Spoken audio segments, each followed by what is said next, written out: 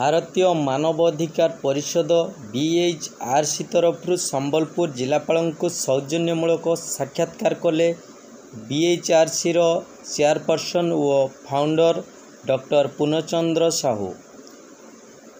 राज्य state legal adviser Ashok Malik, Sambalpur district president Dushmant Karali, Sambalpur district vice president Samir Nag, Sambalpur district secretary Raju Khodia, Sambalpur district field officer Shailesh Bag समेत जिलापाल को साक्षात्कार करी उत्तरीय एवं पुष्पगुच्छा दे संबोधित करने पर संबलपुर जिलार घटुवा घटना मान केमिति बंद करा जिवो,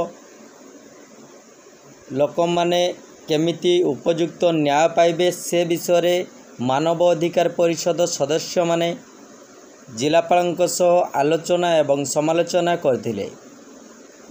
जिलापाल महोदय संपूर्ण सहयोग कराइबे, तत्सहित उपयुक्त न्याय लोक माने केमिति पाइबे संपूर्ण सहयोग कराजिवो बोली प्रतिश्रुति देइथिले।